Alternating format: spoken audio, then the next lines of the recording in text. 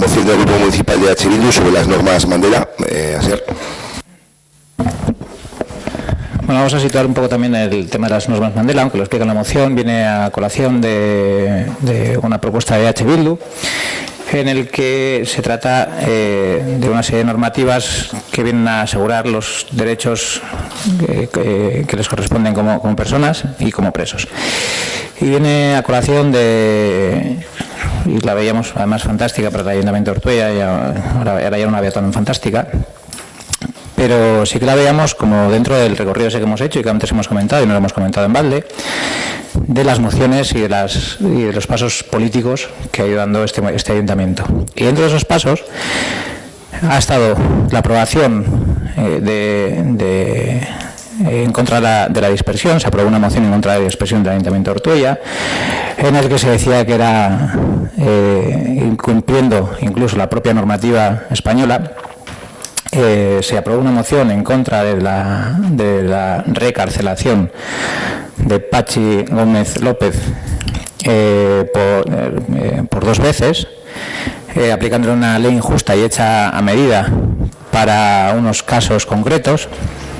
Se aprobó una moción para la derogación de esa ley. Fue el único ayuntamiento que todos los partidos representados aprobaron esa moción, incluso con abstenciones, pero aprobaron esa moción, y me llamaron a una movilización social a favor o en contra, de la aplicación de una ley que consideraba este pleno y este ayuntamiento y este pueblo injusta.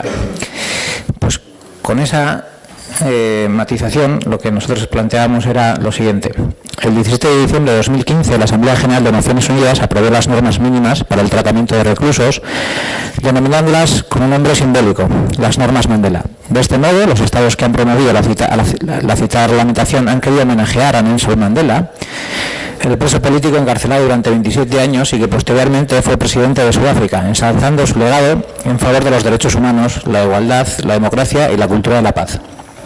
Y aquí voy a hacer un pequeño inciso, y esto no viene en la moción, porque este ayuntamiento también, y antes se me ha olvidado, el primer paso que dio fue a favor de la paz y la normalización política, y también ahí sí firmaron Herri Batasuna, Partido Popular, PNV, Partido Socialista y Euskal Kartasuna. Y también fue el único ayuntamiento de Euskal Herria que lo hizo, y lo hizo en un momento concreto, en un momento político muy concreto, y coyunturalmente muy difícil para todos los que firmaron ese documento. Las normas Mandela reconocen los principios de la Declaración Universal de los Derechos Humanos y tienen una gran repercusión y un gran valor a la hora de establecer una política penitenciaria en la vía de la protección de los derechos humanos de los reclusos. Cabe destacar que las normas Mandela se basan en la Convención contra la Tortura y otros tratos o penas crueles, inhumanas o degradantes. Estas 122 normas, cuyo objetivo es tener un carácter universal y construir una fuerza imperativa y vinculante, establece el siguiente principio básico. Todos los reclusos recibirán un tratamiento acorde a su dignidad y a su valor inherente como seres humanos. A ese respecto, señala que el régimen penitenciario procurará reducir al mínimo las diferencias entre la vida en prisión y la vida en libertad, contando con un catálogo de condiciones para que las condiciones penitenciarias sean dignas. Las normas Mandela procuran también, entre otros, el derecho que asiste a los reclusos a recibir un tratamiento sanitario digno y a mantener relación con su familia. En concreto, la norma 59 señala lo siguiente.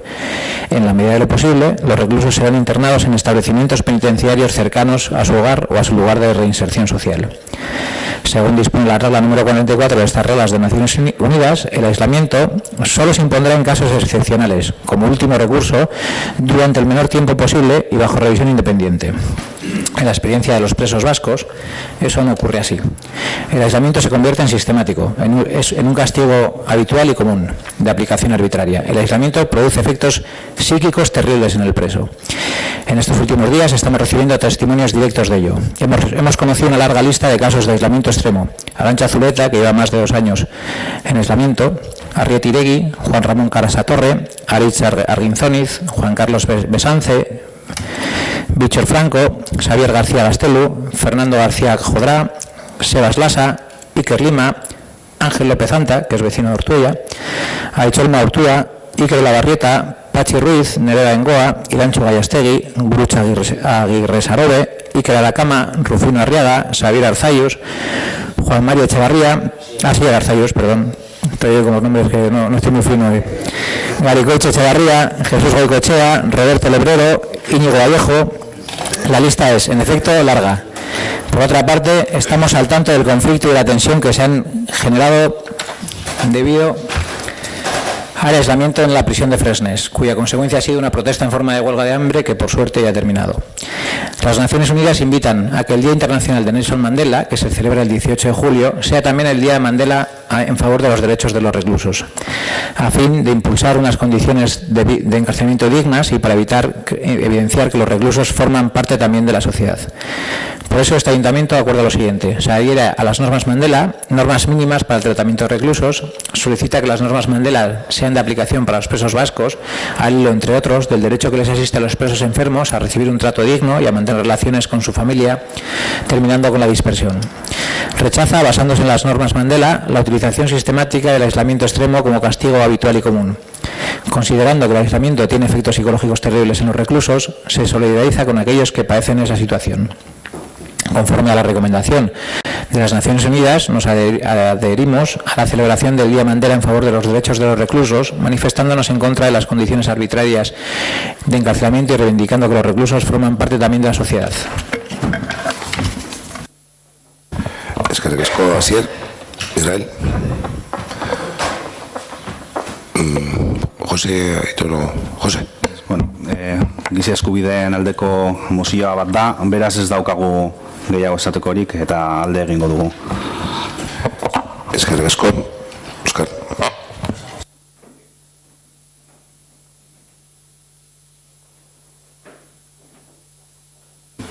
Bueno, un pequeño inciso también. En respeto a esa trayectoria que ha comentado Asier, nosotros no vamos a votar en contra de esta moción, pero tampoco podemos votar a favor. Y es que desde el Grupo Socialista de Ortuella entendemos que en la moción de Bildu hay una serie de valoraciones y omisiones, tanto en la motivación como en la parte dispositiva, que devalúan y, lo que es peor, tergiversan el verdadero espíritu tanto de las normas Mandela como el propio espíritu de la celebración del 18 de julio como Día Internacional de Nelson Mandela. Para ser claro, diré de entrada que los socialistas de Ortuella estamos y hemos estado siempre en contra de cualquier tipo de maltrato a las personas detenidas o reclusas, sea este físico o psicológico. En consecuencia, estamos a favor de aplicar todas las medidas que sean útiles para prevenir estas conductas inaceptables, así como de investigar cada caso que se produzca y de aplicar la ley con todo rigor a sus responsables. Es nuestra convicción, pero también un imperativo legal y moral, recordar que el artículo 15 de la Constitución española expresamente: todos tienen derecho a la vida y a la integridad física y moral sin que en ningún caso puedan ser sometidos a tortura ni a penas o tratos inhumanos o degradantes. Y por si no fuera suficiente este mandato de la Constitución, el Estado español viene obligado a evitar y luchar activamente contra esa lacra por los tratados y convenios internacionales que ha firmado, muy especialmente la Convención contra la Tortura y otros tratos o penas crueles, inhumanos o degradantes de la ONU, suscrita en 1984. Para seguir siendo claro, diré también, porque es un hecho histórico, que se han producido en nuestro país casos de torturas y malos tratos a detenidos, sobre todo en los primeros años de la andadura democrática y centrados, aunque no solo, en la lucha contra el terrorismo. Y hay que reconocer también que en algunos supuestos faltó diligencia y voluntad en la investigación, y que en otros que terminaron en condenas, pero se indultó inadecuadamente a sus autores. Con todo esto, lo que no estamos dispuestos es asumir una historia que algunos quieren hacer creer en relación a que la tortura, los malos tratos, son una práctica cotidiana en nuestro país y que sus autores cuentan con absoluta impunidad. Hay que exigir el respeto de los derechos humanos, sí, por supuesto que sí, pero todos los derechos humanos, para todos y en toda ocasión. Y por todo ello, los socialistas de Ortuella podemos compartir algunos términos de la moción, como por ejemplo la reivindicación de las normas Mandela, y la celebración del Día Internacional de Nelson Mandela, pero no vamos a permitir que esto se use para tratar de escribir una historia diferente a la que sucedió realmente en nuestro país. Eskerrik asko. Ainhoa.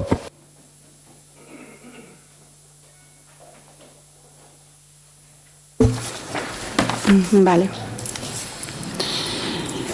Bueno, es que te contesto un poco largo, pero bueno. Vale, vamos a ver. La política penitenciaria tiene una importante incidencia en la realidad sociopolítica vasca. Forma parte de las controversias que una y otra vez repercuten en los diferentes ámbitos institucionales vascos. Amplios sectores sociales son sensibles a su plasmación y reclaman una modificación de la misma. La política penitenciaria, además, impacta en realidades vulnerables como las que representan las personas presas, sus familias y los derechos que les corresponden. En este sentido, es reflejo de la capacidad humanizadora o deshumanizadora de su sistema penitenciario. Por estos motivos, la política penitenciaria debe considerarse como parte de una política de convivencia, mucho más en el contexto actual. Para entender esta dimensión de la política penitenciaria es necesario recordar dos referencias fundamentales. Según el artículo 25.2 de la Constitución española, las penas privativas de libertad deben orientarse hacia la reeducación y resocialización de las personas presas. Esta explicitación constitucional cobra un valor especialmente propicio en un contexto del cese definitivo de la violencia de ETA, porque esto implica la desaparición de la amenaza de reincidencia en este tipo de delitos. En este marco, y para hacer de la política penitenciaria parte de una política de convivencia, debe modificarse su aplicación, que hoy está determinada por estándares de excepcionalidad que se adoptaron en etapas anteriores como respuesta a la persistencia de la violencia de ETA. Entonces, determinadas medidas eran ya discutibles y discutidas. En el actual contexto es indispensable recuperar los estándares de normalidad. Esa política penitenciaria, entendida como parte de una política de convivencia, tiene dos vertientes. Por un lado, aquello que está en manos del Gobierno, de las instituciones y del derecho penitenciario, y por otro, aquello que está en manos de los propios presos y de sus organizaciones. En este sentido, hay 4 niveles que conviene diferenciar. En primer lugar, está en manos de las personas presas solicitar individualmente aquellas medidas de mejora de su situación que legalmente les corresponden, como por ejemplo el acercamiento a cárceles próximas a sus lugares de residencia, artículo 12.1 de la Ley Orgánica General Penitenciaria, la excarcelación de presos gravemente enfermos, artículo 104.4 del Reglamento Penitenciario, o la de personas mayores de 70 años en el artículo 92 del mismo reglamento. Estas medidas se pueden satisfacer sin que a la persona presa se le deba solicitar requisitos extraordinarios. En segundo lugar, está en manos del Gobierno cumplir con la finalidad humanizadora que debe llevar implícita la política penitenciaria y aplicar con normalidad e igualdad de trato las medidas de mejora de la situación de las personas presas que contempla la propia legalidad, lo que implica articular un proceso de acercamiento o establecer soluciones humanitarias para los presos enfermos o mayores de 70 años. En tercer lugar, se encuentra aquello que para activar los procesos legales de reinserción o resocialización también está en manos de las personas encarceladas por la comisión de delitos violentos. En estos casos, es requisito necesario aportar una reflexión autocrítica sobre el daño causado a las víctimas, daño injusto, en tanto que supuso vulneración de los derechos humanos de aquellas. Esta autocrítica no debería dejarse solo en manos de cada una de las personas presas. Parece lógico que sus organizaciones y quienes otorgan valor político y al uso de la violencia asumieran políticamente y en primera instancia esta autocrítica. Y en cuarto lugar, corresponde al Estado desarrollar la finalidad resocializadora de las penas privativas de libertad y promover los procesos de reinserción, dando cauce tanto a los beneficios penitenciarios ordinarios como extraordinarios que la ley prevé en el marco de los procesos de resocialización. Nosotros nos vamos a abstener también. Yo, por no hacer de esto un debate de cuestiones políticas que parece más de la tele que de Ortuella, sinceramente, solamente os voy a hacer 2 puntualizaciones. Dentro de las normas Mandela, yo creo que no viene el reconocimiento de nada por parte de nadie, que no estoy diciendo que no se debe hacer, pero que no tiene nada que ver con la moción que estamos aprobando, que son las normas Mandela. Y la segunda es que la legislación española, sí que es verdad que reconoce, la legislación penitenciaria española reconoce, hace recaer sobre el preso la solicitud de beneficios penitenciarios que no son tales, que deberían ser política penitenciaria, no beneficios penitenciarios. Es decir, el acercamiento no se debería solicitar si no se aleja la persona. La solicitud del final del aislamiento no se debería de realizar si no se aísla la persona, a no ser que sea, como dice las normas Mandela, en casos excepcionales y por cortos periodos de tiempo, Arantxa Zulueta, abogada, lleva 2 años aislada totalmente de sus compañeros y compañeras, con 1 hora de patio al día. Las otras 23 están encerradas en una celda. No sé si os imagináis las celdas de la cárcel, pero seguramente que habéis visto algún programa o alguna tele o algo.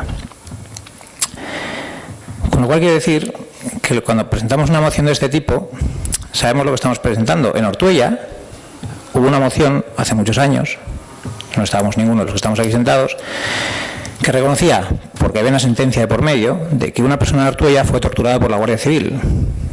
No se pudo condenar a quien hizo la condena, como muy bien ha recordado Óscar, pero sí se reconocía que sufrió torturas. ¿Por quién? No se sabe, pero sí que sufrió torturas.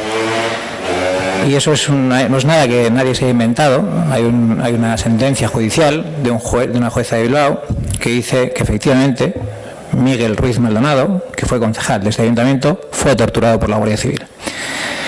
Y no solamente eso, sino que hace 2 días escasos, 3 días escasos, ha salido el informe sobre torturas más completo que hay en el Estado español, y que no solamente se recae la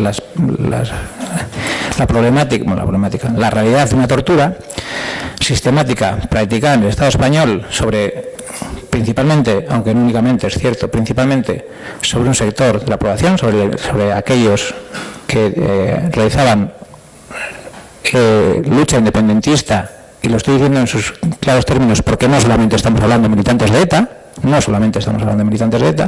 y así lo reconoce el informe, de más de 600 casos de tortura.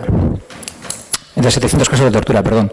Si alguien no se cree un informe redactado por uno de los mejores forenses a nivel internacional, con un reconocimiento extremo, y se atreve a decir que hay 700 personas que mienten descaradamente, pues ole.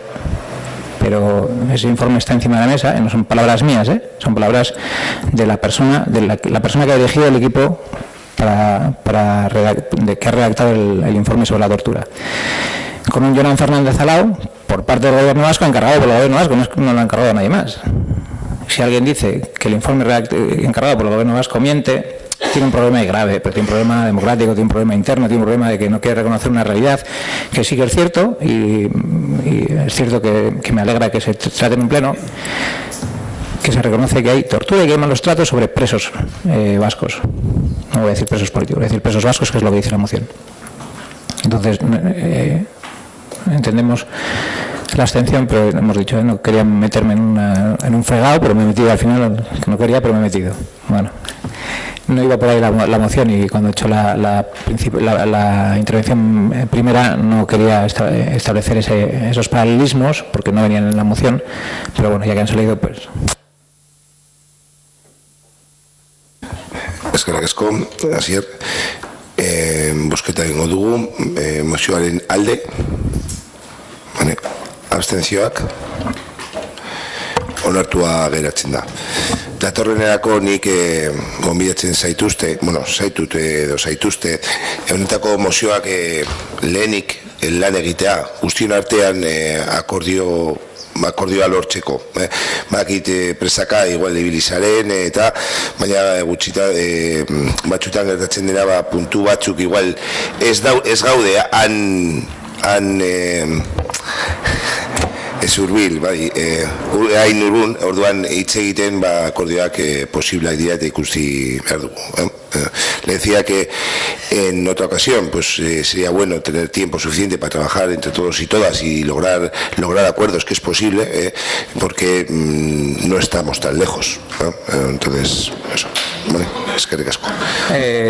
Te recojo el guante.